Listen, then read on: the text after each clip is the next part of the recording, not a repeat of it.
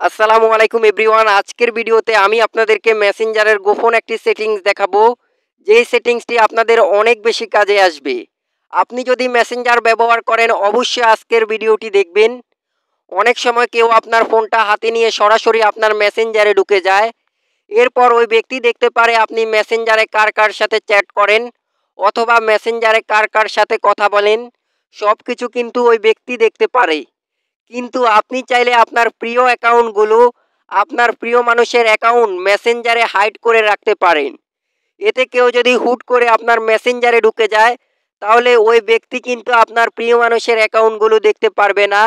মানে আপনি যে অ্যাকাউন্টগুলো হাইড করে রেখেছেন, ওই অ্যাকাউন্টগুলো কেউ দেখতে পারবে না। বন্ধুরা, আপনারা বুঝতে পারছেন কতটা গুরুত্বপূর্ণ হতে যাচ্ছে আজকের ভিডিওটি। আপনাদের সবাইকে রিকোয়েস্ট করব ভিডিওটি না টেনে সম্পূর্ণ দেখতে থাকুন। আমি আপনাদেরকে এখন দেখিয়ে দিব কিভাবে আপনারা মেসেঞ্জারের মধ্যে অ্যাকাউন্ট হাইড করে রাখবেন। সরাসরি চলে আসবেন মেসেঞ্জারে। বন্ধুরা, এখন আপনারা আমার মেসেঞ্জারের মধ্যে প্রথমে যে অ্যাকাউন্টটি দেখতে পাচ্ছেন, আহমেদ হৃদয়, আমি এই অ্যাকাউন্ট হাইড করে আপনাদেরকে প্রসেসটা দেখিয়ে দিব। আপনারা ভিডিওটি সম্পূর্ণ দেখতে থাকুন। মেসেঞ্জারে আসার পর আপনারা মেসেঞ্জারের উপরে বাম পাশে 3 লাইন দেখতে পারবেন। 3 লাইনের উপর ক্লিক করবেন। এরপর আপনাদের সামনে এরকম একটি পেজ ওপেন হবে। এখানে আপনারা উপরে ডান পাশে সেটিংস দেখতে পারবেন, সেটিংসের উপর ক্লিক করবেন। এখন আপনাদের সামনে এরকম একটি পেজ ওপেন হবে। বন্ধুরা, আপনারা এখান থেকে একটু স্ক্রল করে নিচে চলে আসবেন। নিচে আসার পর এখানে একটি অপশন দেখতে পারবেন privacy and safety. Privacy and safety এই অপশনটার উপর ক্লিক করবেন। এখন আপনারা এখানে 2 নম্বরে একটি অপশন দেখতে পারবেন হিডেন কন্টাক্টস। হিডেন কন্টাক্টস এই অপশনটার উপর ক্লিক করবেন। ক্লিক করার পর আপনাদের সামনে এরকম একটি পেজ ওপেন হবে। আপনারা এখানে উপরে ডান পাশে প্লাস অপশন দেখতে পারবেন, এখানে ক্লিক করবেন। এখন আপনি এখানে আপনার ফ্রেন্ড লিস্টটা দেখতে পারবেন। মানে যারা আপনার ফেসবুকের ফ্রেন্ড লিস্টে রয়েছে সবার অ্যাকাউন্টটা আপনি এখানে দেখতে পারবেন। আপনি যে অ্যাকাউন্ট হাইড করতে চান ওই অ্যাকাউন্টটা এখান থেকে সিলেক্ট করে নেবেন। যদি আপনি এখানে আপনার সেই কাঙ্ক্ষিত অ্যাকাউন্ট খুঁজে না পান, তাহলে আপনারা এখানে উপরে একটি সার্চ অপশন দেখতে পাচ্ছেন। বন্ধুরা, আপনারা এখানে সার্চ অপশনের উপর ক্লিক করবেন। এরপর আপনি এখানে আপনার সে কাঙ্ক্ষিত অ্যাকাউন্টটা লিখে সার্চ করে দিবেন। আমি এখানে আমার সে অ্যাকাউন্টটা লিখে সার্চ করেছি। সার্চ করার সঙ্গে সঙ্গে অ্যাকাউন্টটি এখানে চলে আসবে। আপনারা অ্যাকাউন্টের মধ্যে চলে আসবেন। আসার পর আপনারা এখানে নিচে একটি অপশন দেখতে পারবেন হাইড কন্টাক্টস। হাইড কন্টাক্টস এই অপশনটার উপর ক্লিক করবেন।